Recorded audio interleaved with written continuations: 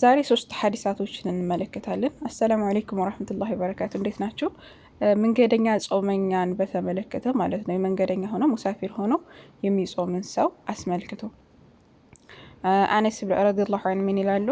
ኩና ኑሳፊሩ እንሳፈር ነበር ማዕ ነብይ ሰለላሁ ዐለይሂ ወሰለም ከአላህ መልእክተኛ ዐለይሂ ሰላቱ ወሰላም ጋር ማለት ነው።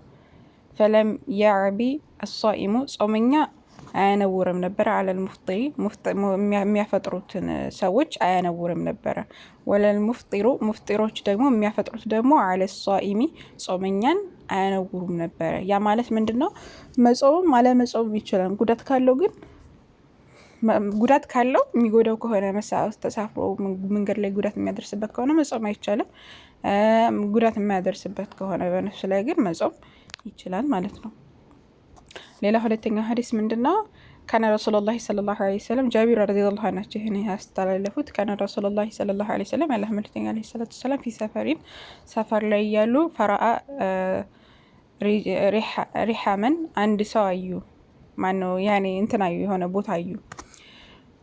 ረጁለን የሆነ ሰው ያለበት ቀድ ዚለለ ያኔ ተጠልሎ ዐለይሂ ሰዎች አጠልለውት ማለት ነው። ፈቃለ ማ ሀዛ ይሄ ምንድን ነው ብለው ጠየቁ ያላህ መልእክተኛ። ፈቃሉ ያላህ መልእክተኛንም መለሱላቸው ሰሃባዎች ማለት ነው። ሷኢሙን ጾመኛ ነው። ፈቃለ ለይሰ ሚነል ቢሪ ይሄ ከመልካም አይደለም። ጾም ማለት ነው መልካም አይደለም። ፊ ሰፈሪ ሰፈር ላይ ሆኖ መጾም መልካም አይደለም፣ እስከዚህ ጉዳት እስከሚደርስበት ድረስ እንደዚህ መሆኑ ማለት ነው። ሶስተኛ ሐዲስ አንሻ ረዲየላሁ ዐንሁ የዘገበችው ሐዲስ ነው። አምሪ አልሰለሚ ረዲየላሁ ዐንሁ ነብዩ መሐመድ ሰለላሁ ዐለይሂ ወሰለም ይጠይቃቸዋል።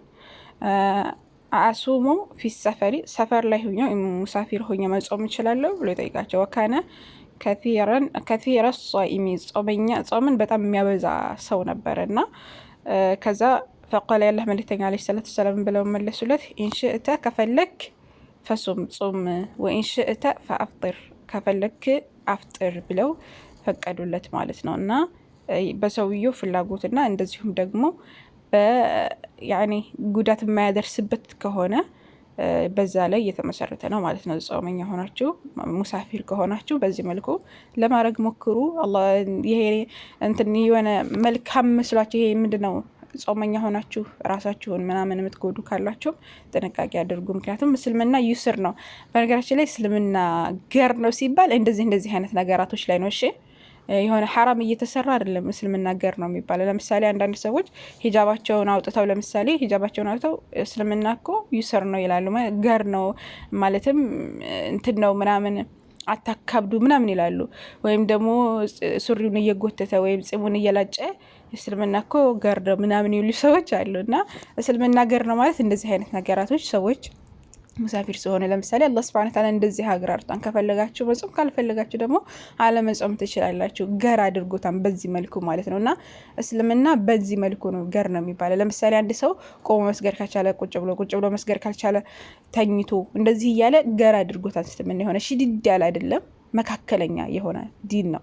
እንደገና ደግሞ የሆነ ልቅም የሚያደርግ ሃይማኖት አይደለም። እና እንደፈለገ ሰው ሐራም እየሰራ እስልምና እኮ ገር ነው እናንተ አታካብዱ ታካብዳላችሁ ምናምን የሚሉ ሰዎች አሉና እንደዚህ አይነት ነገራቶች ግን ጥንቃቄ ልናደርግባቸው የሚገቡ ነገራቶች ናቸው።